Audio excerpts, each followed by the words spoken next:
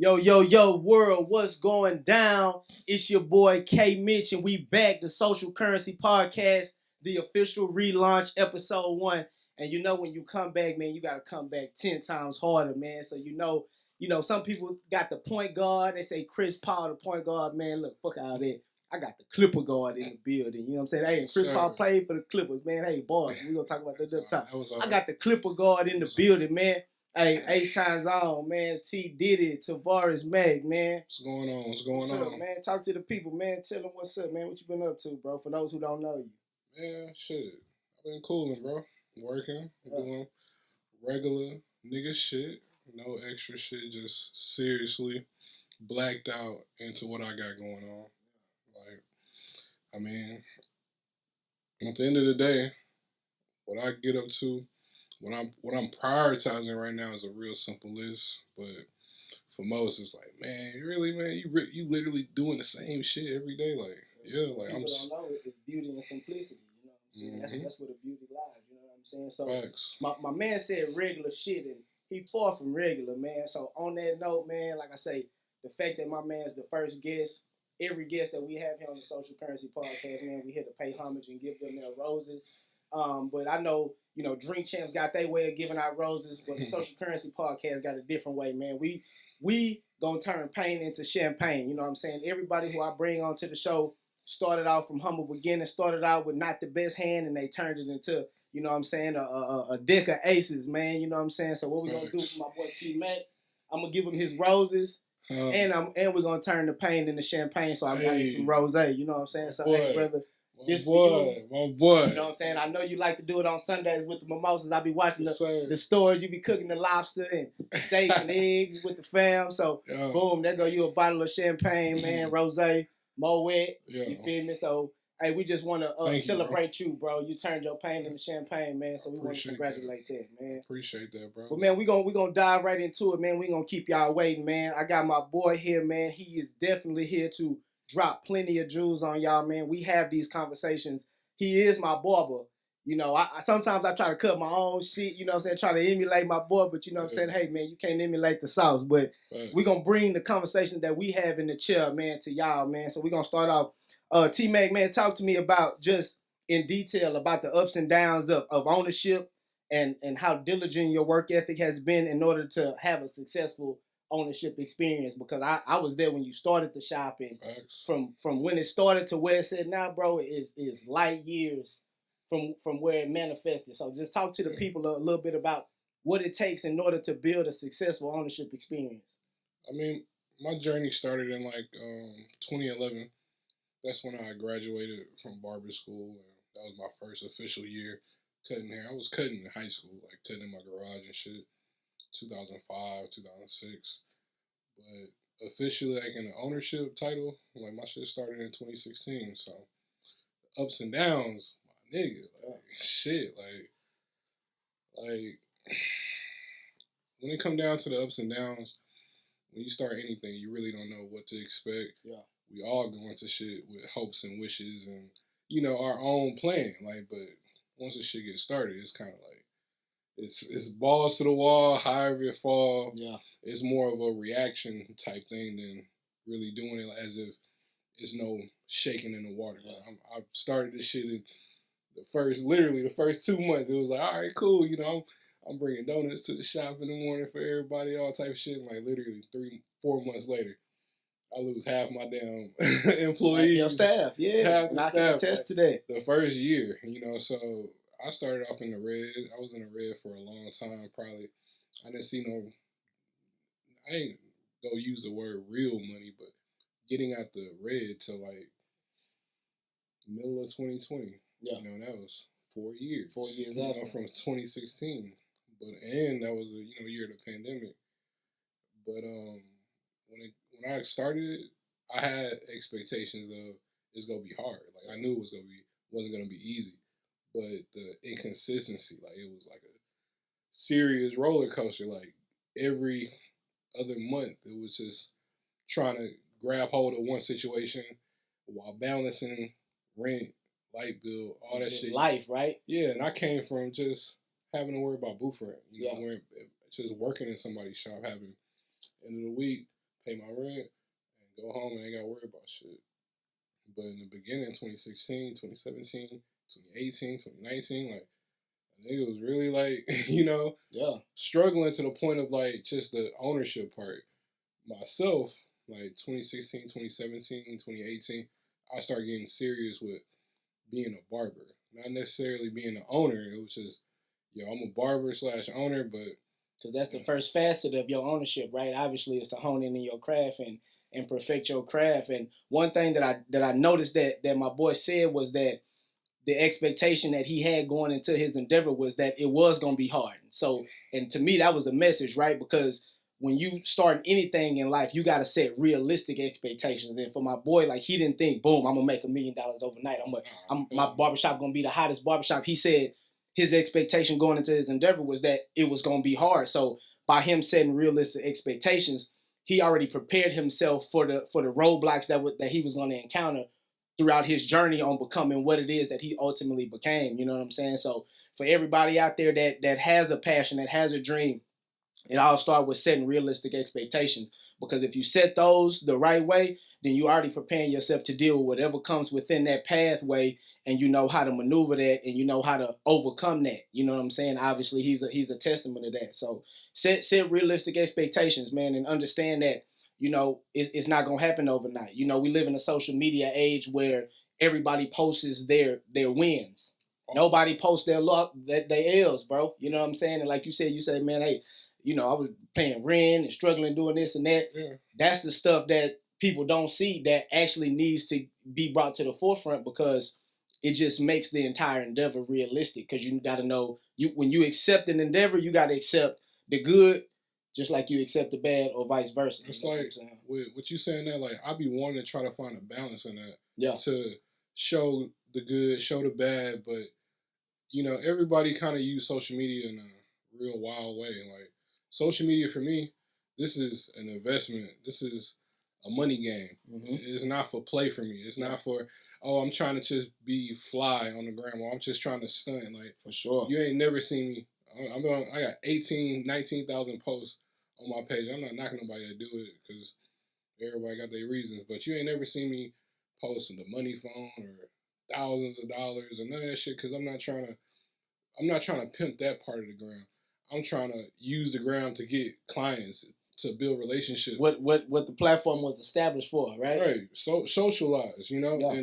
But a lot of people, it's the instant gratification. Like, you can do the smallest shit and get a rise out of people, and that rise that you get can become addicting, and that's the majority. So even with pain, people be pimping pain, like pimping sympathy, and I'm like, I be trying to find the balance to be like, man, do I want to show like this fucked up ass week I just had? Yeah. Because I'm really not trying to show it to be like, man, it's gonna be all right. Like you looking for sympathy, but at the same time, showing that pain is giving somebody who aspires to be you, right, what the realms of reality within your confines of your position. You know what I'm saying? Because at the end of the day, people don't broadcast their pain enough. So people can create this, this perception in their mind that, hey, bro, it's easy, bro. I'm looking at T-Mac. Yeah. But when you post your struggles, and like I said, it don't have to be on the same level as you posting your wins or your success. But at the end of the day, it's almost like a reality check. Like, hey, bro,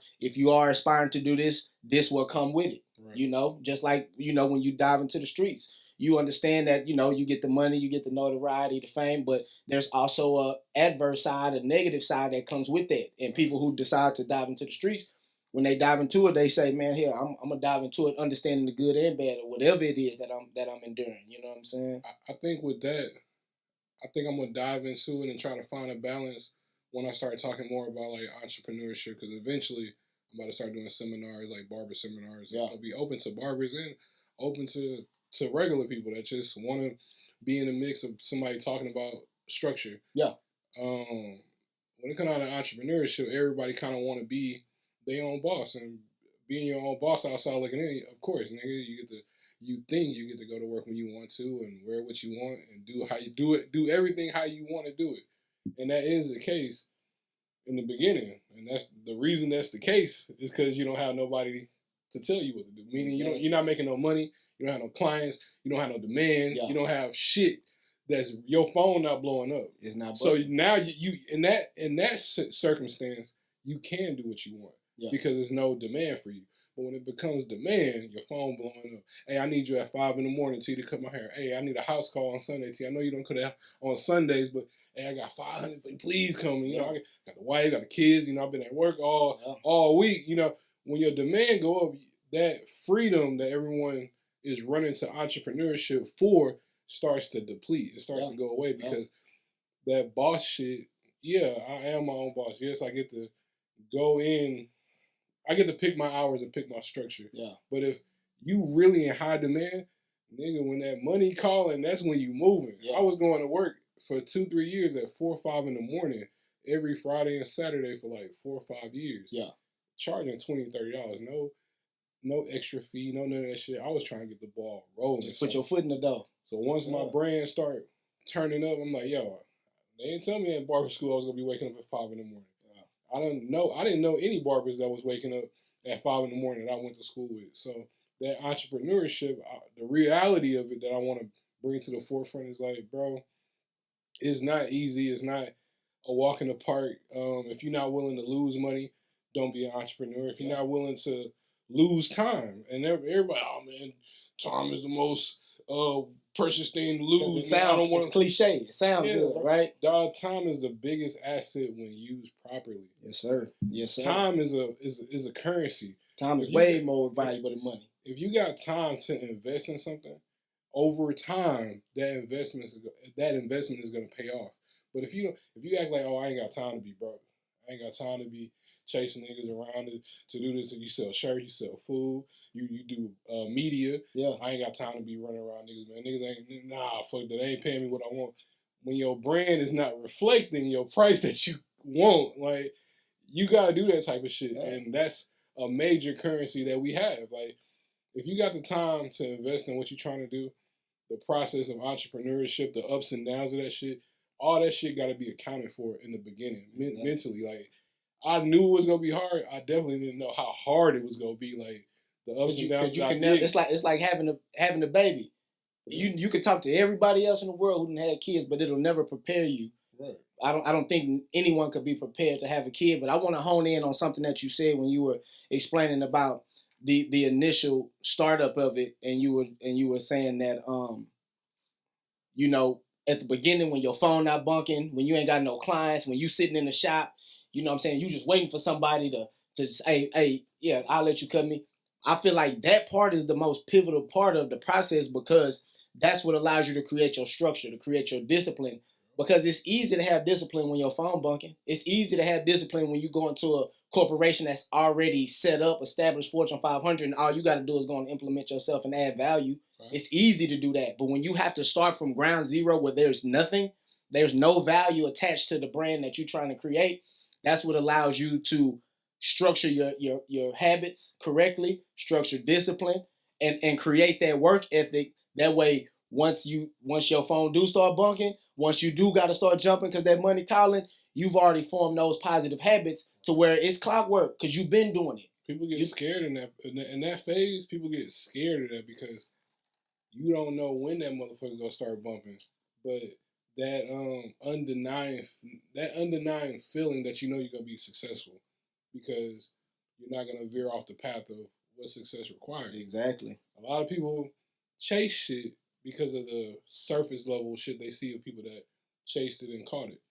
Like, yo, I want to be a rapper. Like, I see the nigga got a car, got a chain, like he doing his thing. Or I see a nigga that got the Airbnbs, like he got like 10 Airbnbs. Yeah. No telling how long that rapper, that real estate agent, that barber, even car salesman, the niggas that do the exotic car shit, there's no telling how long that person had to wait before he started to experience motion. Of course. If you don't got the patience and the resilience to experience no motion, and it might be no motion for a year, it might be no motion for 2 years, it might be no motion for months. Like, if you get scared and shied away, entrepreneurship, self-employment shit, that's not for you. I'm my own boss talk shit that you see on the ground that's so tight to post to quotes. Because in theory it sounds good. It ain't for you if you can't be broke. It ain't for you if you can't lose money. If you ain't got it to lose, you ain't got it to play. in this field. Like and I like what you said. You said a lot of people are afraid of doing the things that entails success. So in the eyes and in the perspective of a person that's obviously successful, tell the people from your lens, what does success entail? What characteristics do you have to have? Does an individual have to have in order to be able to take the first step to manifest success? What are some of the key core values that you need to have in order to be successful in whatever field it is? Man, undeniable belief, and that shit sound cliche because social media is so big. Everybody is like motivational speakers, but undeniable belief that it's gonna work. Yeah. Because if you don't got that, it's so much shit that's gonna come your way that's gonna knock you. That's gonna knock you off your pivot. Like make you wobbly. Like man, like shit is gonna fuck up. It ain't a will or if. Shit is gonna fuck up. But if you don't have that undeniable belief that it's gonna work out, that you gonna make it, that what you want to do is genuinely what you want to do unconditionally. And unconditionally meaning like, yo, hey, I might not get no bread from this in a minute. But it's like under any circumstance, you're gonna stand down on your business. Like whether you your partners want to go to the club and they calling you, hey, I can't go because I ain't got it. Right. But you got to be able to stand down on your business to understand that, hey, it's coming. Yeah, you understand? It's like working out. Like man, like a diet, a trainer telling you what to do to, hey, yo, if you want this six pack, you want to lose this weight, yo, we got to cut these calories. We got to get this burn up. You got to put in the effort to burn this off. Cardio got to be ramped up. Like, it's everything has a system. And it's like with entrepreneurship, like trying to be a successful barber, like if you don't got the patience and the belief to do, if you don't have the patience and belief in self, this process is like the wind. It's gonna take you left, take right, wherever you want to take you. Yeah, like if you only basing off I'm only gonna be in belief if I'm getting money from it. I'm only gonna be in belief if another motherfucker believe in me. Like if that's the deciding factor, that's gonna be the driving force. Like nigga, it's no consistency in that because you at the bottom of the fucking barrel. Like there's no consistency in the money. There's no consistency in clients. There's no consistency in people that's believing you because, hey, everybody might champion you while you in real estate school, while you in barber school, while you in doctor school, lawyer school. Like, everybody go champion, like, yeah, man, you can do it. And when you get out, shit might not pop off as quick as you would hope. Those same cheers are not going to be there. And or as quick as they thought, right? Yeah, so those cheers might quiet down, but you can't, your motivation and your driving force can't be those cheers. It's got to be the cheer that you got in your own head. You know what I'm saying? You got to be your number one cheerleader, bro. Yeah. You got to be happy when shit is not right because this is probably the best example for the young people in the world. Like, yo, it's like Jordans come out Saturday. It's a pair that you really fucking want. This location has 300 pairs. Every motherfucking in line is getting a pair of shoes. You got 50 people in front of you. You cool. I just got 50 people in front of me. When I get to the door, I'm getting my shoes. I'm going back to the house. That composure is what you got to have with entrepreneurship. You got to know that I'm going to win. Great analogy. I'm going to win. I just got to wait. I just got to wait and not be like, oh, man, when it's going to pop? No. I'm going to win. I just have to keep doing what I'm doing and wait. It's not if, it's going to happen. But I'm going to give it to you from a different perspective why I feel like now society is so harder for them to be patient and not jump the gun as opposed to, because we was born in the 80s. So in the 90s, everything wasn't media-based, right? You couldn't go on your phone and see what a person was doing. It was, if you know a nigga had motion in your hood, you had to really be there and see it. You know what I'm saying? But I feel like the fact that kids now can just scroll on the phone and see so many people doing the things that they aspire to do, that it forces them to move prematurely.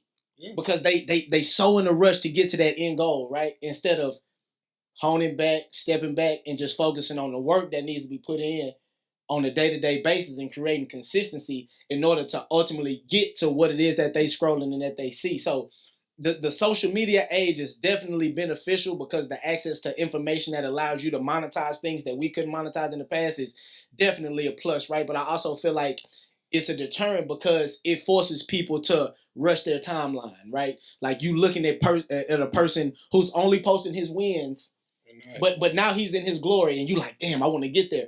But you don't know all the nights where he was in the, you know what I'm saying, eating noodles. You feel me? He wasn't, he asking partners for this, asking partners for that, patching up on clothes, patching up on money to pay rent. They not gonna post that. You understand? But people gotta understand that that's all a part of the game. Like, that don't go away. Yeah, and I feel like I'm still trying to find a balance in that. Them not posting it is really not them trying to hide it. It's really like, this is a system. Yeah. And the big wigs, McDonald's, Walmart, they all got social media. You don't hear the owner of Walmart or McDonald's or Burger King or whatever the fuck. You don't see their Instagram 1 week. They like, man, shit fucked up around this. We ain't sell no burgers. When Popeye chicken sandwiches came out, man, we took an L. Yeah, sales is down this week, man. I'm pissed off. Like, you gotta. It's almost like that's a part of the smoke and mirror thing. Like, seeing something that's bigger than life. Like, damn, like this. Because we hope dealers. Yeah, we hope dealers. Exactly. You know what I'm saying? Like, you out here dealing hope. You. It's almost like that's understood without being explained. Like, you understand that, you know what I'm saying, the negative aspect gonna come with it, but we're not gonna promote that. We only gonna promote the positive, the upside, to give you hope. You know what I'm saying? Because as a person who might be in the trenches, if you post your, you know what I'm saying, you post your fucked up week, and that's the day that he decides to tune in, he might tune out. He might say, well, shit, damn, this might not work, because I'm looking at bro. He didn't fell off. Yeah.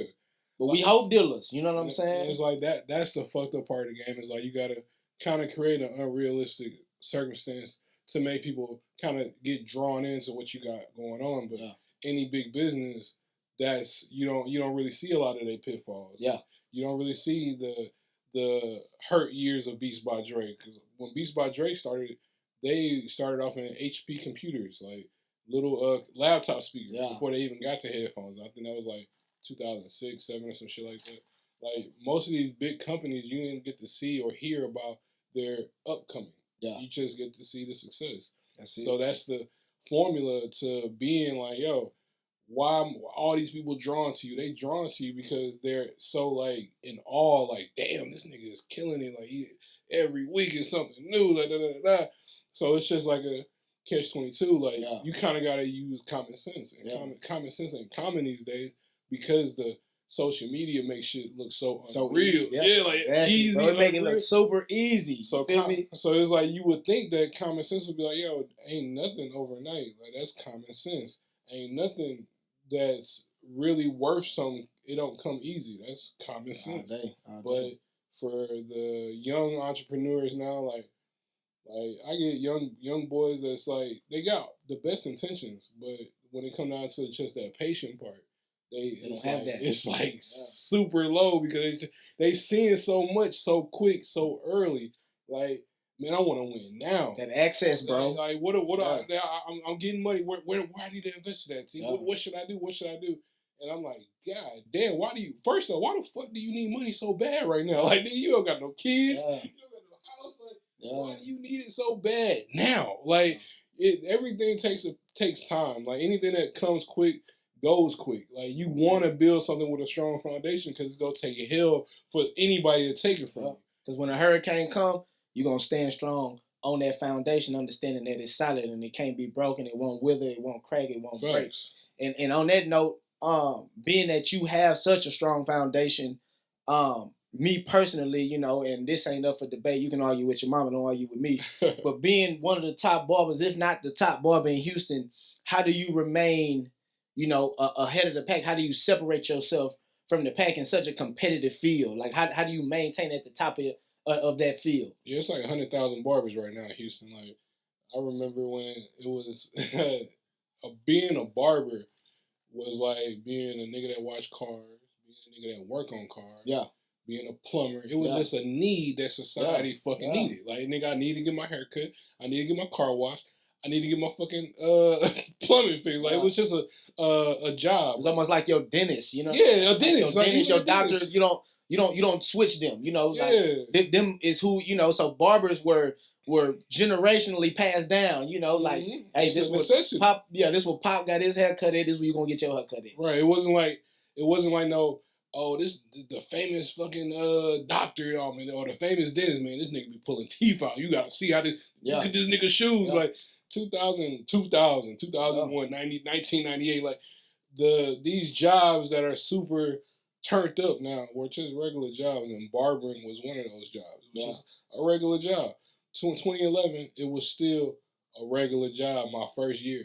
I wanted to be a barber because that's what I really, really wanted to do. That was your passion. Yeah, it wasn't, even if you Google now, the price of the barber make is not nowhere near reality. But in 2011, I Googled barbering, nigga, this shit said like 40,000, and I was like 22, so I was like, shit, that sounds cool. That's cool. Like, you know that, especially because you understand in the realms of reality. You understand maybe at that time I ain't had no kids. You know what I'm saying? My overhead wasn't as high as it is now. I didn't require as much, so 40,000, I can make 40,000 look like 60,000 if I play my hand right. You know what I'm saying? But I feel like now, it's been so polarized, right? Mm-hmm. Like just and not even just that, but a lot of different things have been so polarized that now there's no loyalty in it, because a person, you'll have a client 1 week and you won't see him again ever. You know what I'm saying? Because if he scroll on the gram and see, oh man, I like how he doing woo-doo. It could be the slightest thing that has nothing to do with actually cutting hair, without actually pertaining to the essence of the art. Mm-hmm. He'll jump the gate. He'll think that the grass green on the other side. But that tie into social media. Like, yeah, exactly. We in the selling business. Like, we in the now. Like, it wasn't like that back in the day. It was just like, yo, I need a haircut. Hey, you gonna be here next week at 8? Yeah, I got you, big dog. I'll see you next week. That was it. No app, no booking app, no social media DM, no. It was just a handshaking. I'll see you next week. And the nigga came back next week. Like, but now, you get the same way you found your barber on social media, you can find another one.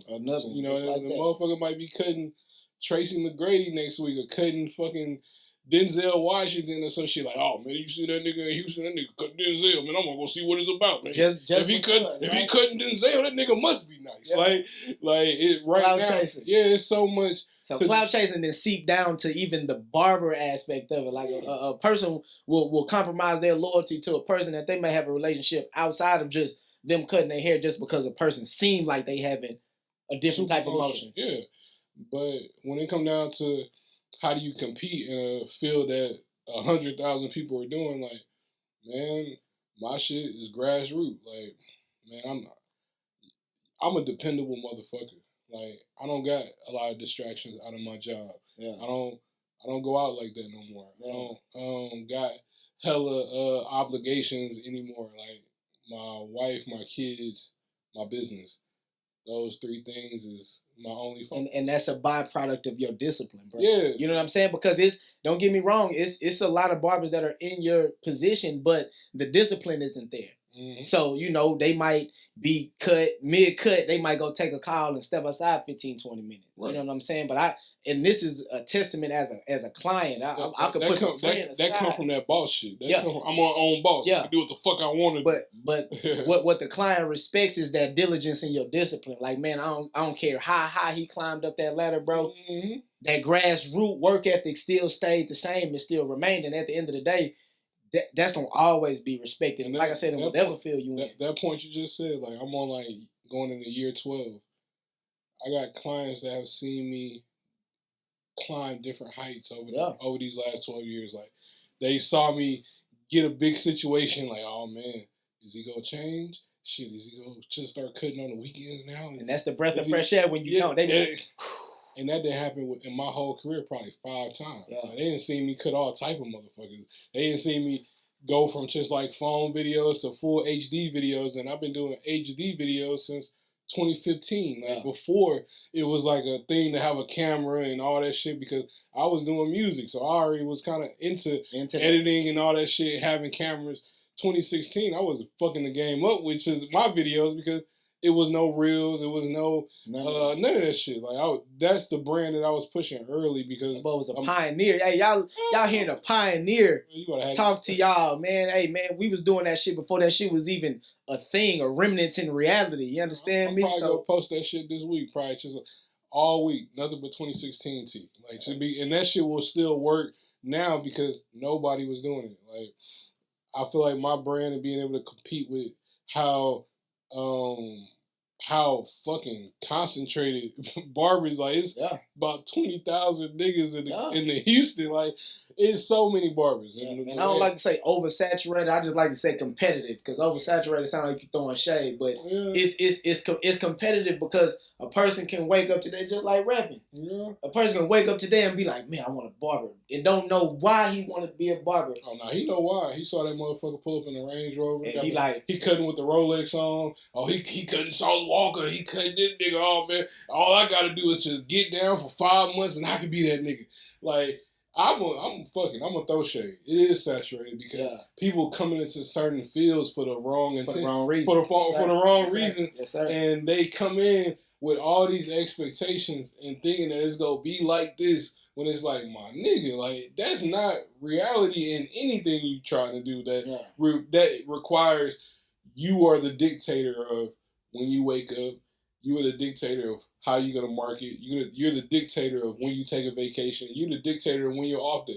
Yeah. That shit is not for everybody. Like, because you got to have discipline, bro. And to see somebody get gravitated towards something that I was doing since I was 14, like, before it was popular and looking cool, I do be feeling away sometimes when I see how crazy the game is, because there's some motherfuckers that pick these bitches up and they turned up in 2-3 years and got like 10,000 followers. Like, I'm watching all the influx of barbers coming into the game, and some have good intentions and some just like, I'm just trying to get in the game. I really want to be a rapper, but shit, if I'm gonna be a good barber, I'm gonna run into rappers. But as a pioneer of it, I always want I want to just implement that.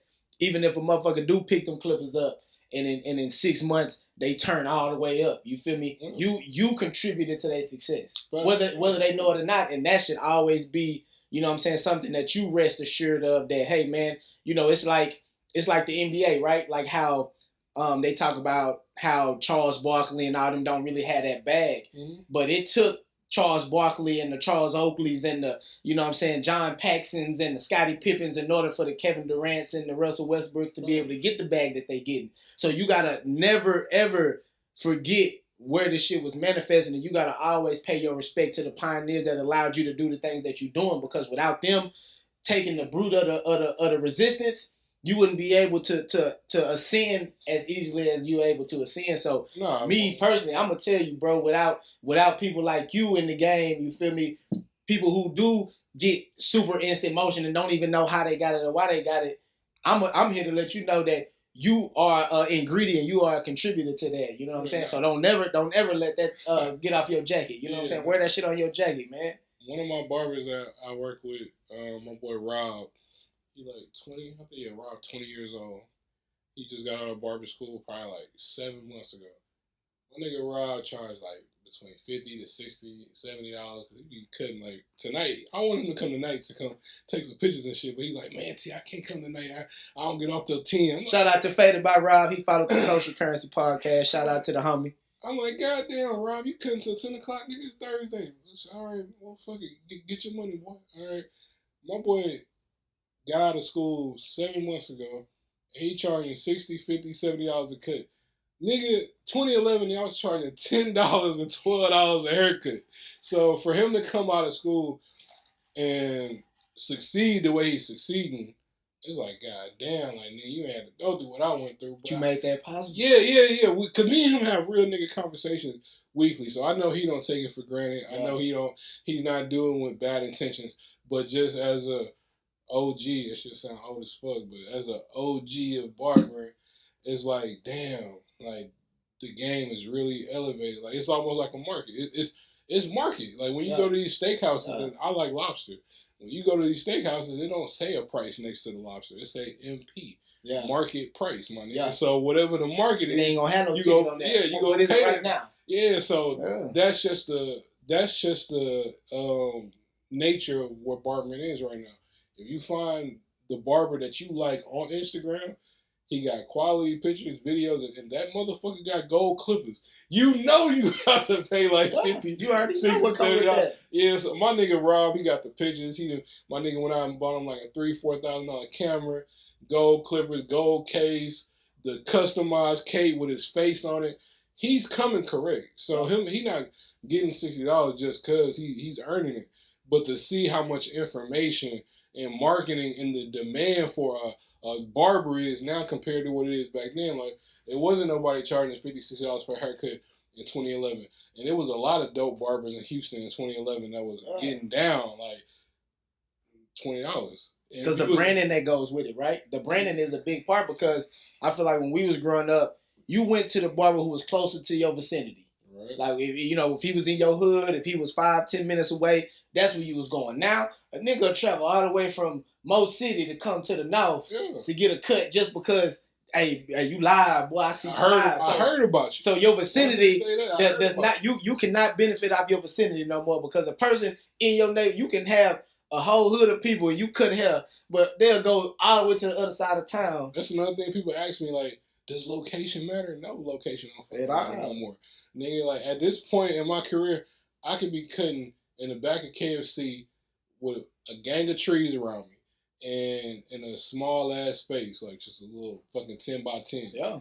If I got that phone, these pictures and these cuts, niggas is gonna come like, nigga, I want wherever the fuck that shit. And they gonna buy a chicken sandwich. Facts. Like, ain't a nigga buy KFC. They gonna buy the Jack Harlow meal on top of the fresh cut. You so understand me? Location in 2022 do not fucking matter, because we in Houston, everything 30 minutes away. Goddamn.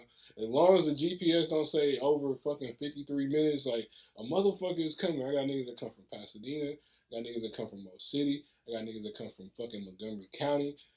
All over coming to my spot. And I'm on Veterans, down the street from Greenspoint, down the street from Willowbrook. You know, I'm in the cut.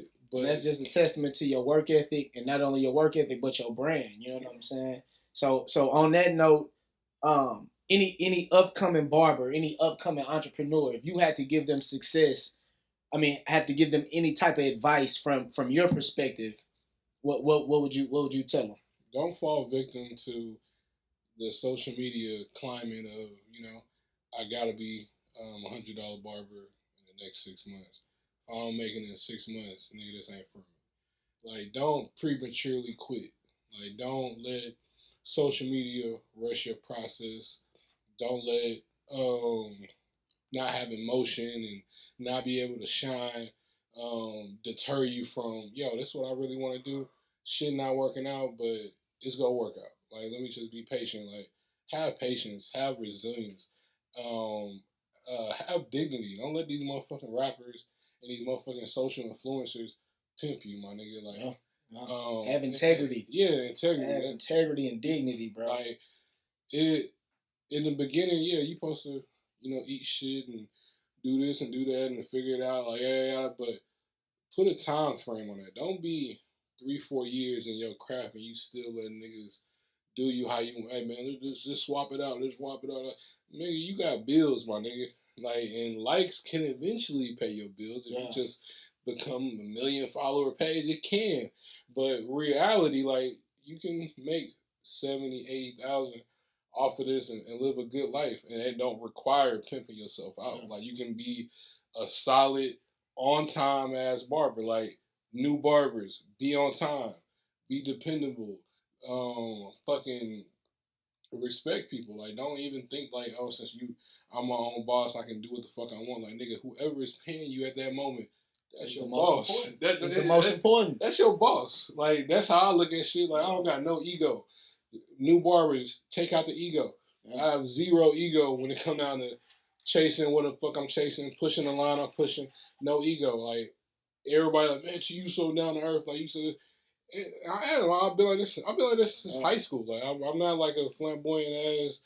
I know everybody. And again, like, I can attest to that because we went to high school together. Yeah, you know what I'm saying? I've always been low key. Always been chill. Like, if it's time to turn it on, it's for something. It's for a reason. It's not just I just want to be seen just to be seen. When I did music, and I was on the scene. It was, yo, nigga, we trying to be popping. We got a crew. We got the Cortez Kings. We got our crew. We trying to be on. Like, let's be seen. Let's be out there. T Diddy, turn it on. I'm not doing that no more, so I'm not in the clubs every weekend. I'm not doing this. I'm on my cutting shit. So I'm posting cuts. I'm fucking videographer, photographer, all that shit. I'm still dripping. I still got some drip about me, but I'm not on the gram just trying to do the propaganda shit. If I'm doing it, it's for a reason. Yeah, it's purposeful. New barbers, be intentional with what the fuck you doing. Don't just be on here just doing it just for the like or doing it because you're trying to get on some hoes. Nigga, this is an unexpiring quote. Chase the money, the women will come. Women will never not like money. Everything gonna come when you chase that bag. Yeah, like everything come at like become successful. Put your money first. Save your money. Stop trying to fall victim to the imaging of what we in right now. Like Instagram is about pictures. It is about, hey man, what sets you apart? At this point, everybody dripping. So it's like, nigga, dripped out. You just look like everybody. Hey, let's try to be dedicated. Let's just try to be organized. Like, let's try to be dependable. Let's be reliable. Like the intangibles, right? The things that don't show up on the stat sheet. Because that's my claim to fame. Whenever like I was reconstructing my bio, like I treated my bio like a resume. Like your lead out statement at the top of your resume, it should be the most eye-catching thing to make somebody click on your resume. Yes, I know that since back in the day when I was doing resumes for my wife. I had a record, so I really wasn't getting no good job, but I wasn't a stupid nigga, so I was doing my wife's resumes and doing this, so I'm going to Google some shit, and it told me that, so every resume I always made the lead line something eye-catching. You put it in bold, right? Yeah. Like you want everybody to see that, and you know that this is what you represent. Yeah, like wording something that's simple, but making it sound, like, dramatic, but my bio on my Instagram, I was like, all right, cool, I need to put my address, I need to put my price, I need to be descriptive when somebody click on it. And I was like, all right, what's going to be the top part? And right now, it's most consistent barber. And it's been like that since 2016. I ain't never changed it. It's been like that for forever, and it's standing the test of time. Consistent is just like, that's what every motherfucker that get in my chair complain about their last barber. Like, they be like, man, the nigga was cut, but goddamn, man, nigga got woman problems. He stopped cutting. He go drive trucks.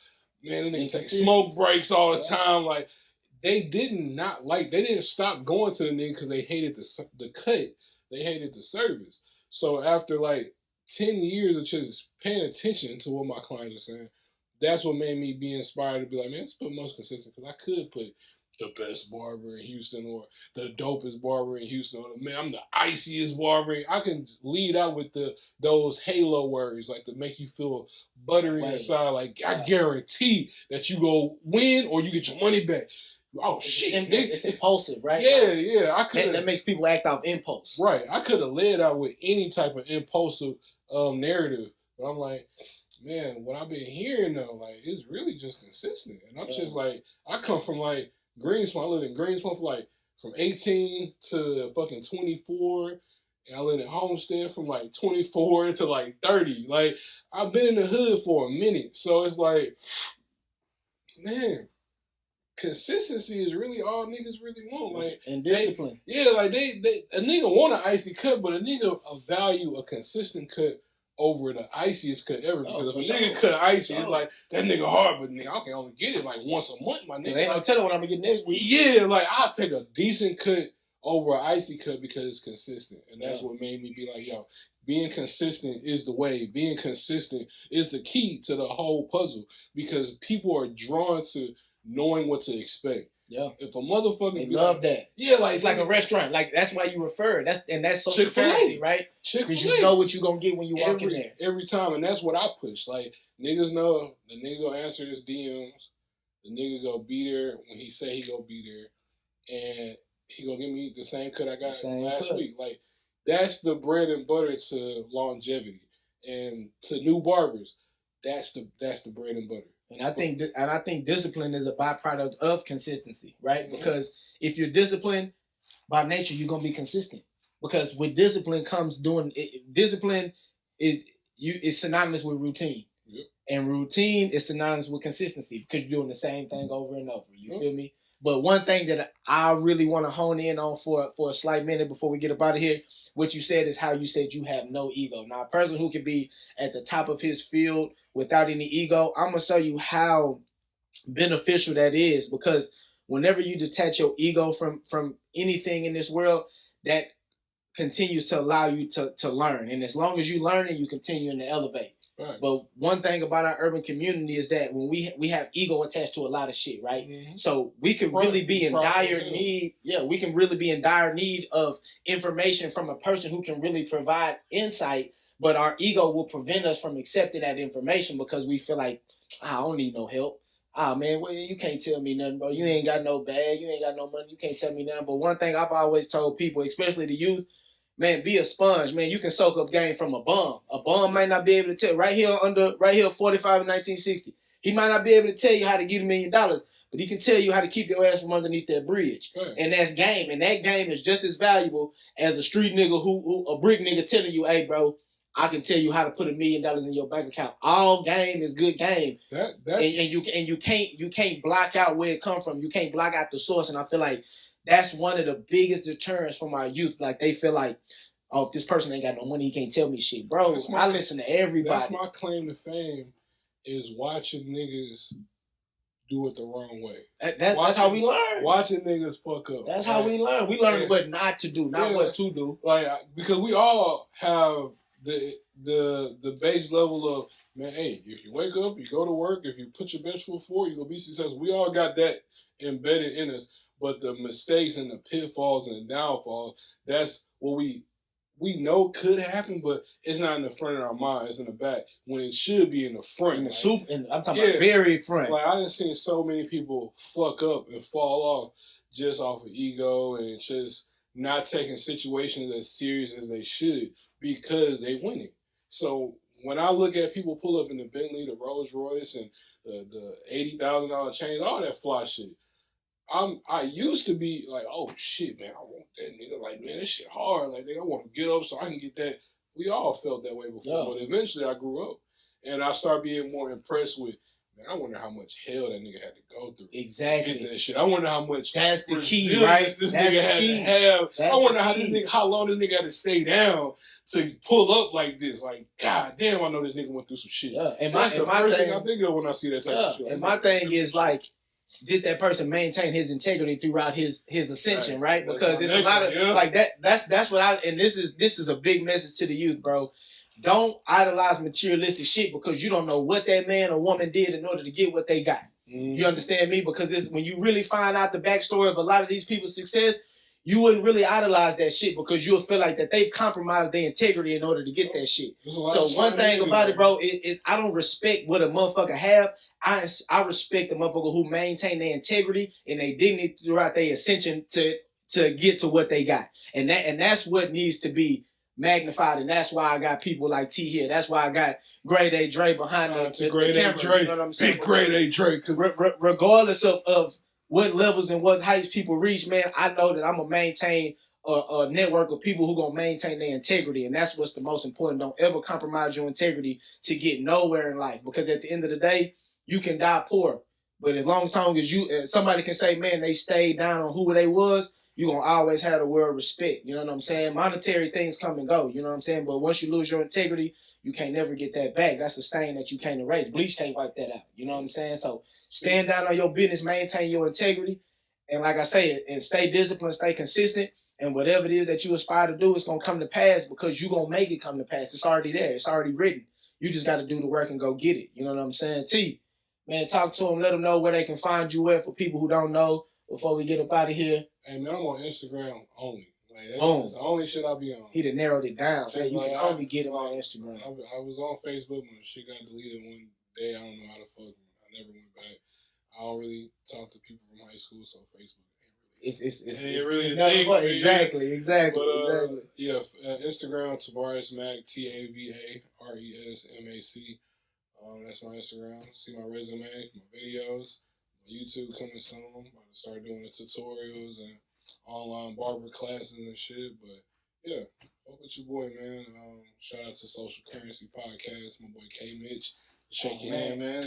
We enjoyed it, bro. We enjoyed it for real. This is definitely a long time coming. Like, we had a big conversation back in 2020, and I recorded the whole thing. He didn't know I recorded it, but we had like a 30-minute conversation. And I recorded it because every time we link up for our 45-minute hour haircut sessions, we always have talks like this. Like this. Had talks like this for years. So this one day I just recorded, and that motherfucker was legendary. So one day you gotta post that shit. Yeah, on the page. For sure, bro. For sure. I appreciate you, big Hey, man, I appreciate you sliding through, stopping what you got to do, man. Because, like I say, time is of the essence, man. We don't have none of that to waste. Hey, this is the Social Currency Podcast. Man, big shout out to T, man. Big shout out to Great A Dre. Y'all stay tuned. Make sure you follow the page, the YouTube, subscribe to the channel, the Social Currency Podcast on Instagram, on YouTube. And until next time, man, hey, enhance your perspective, baby. Let's go.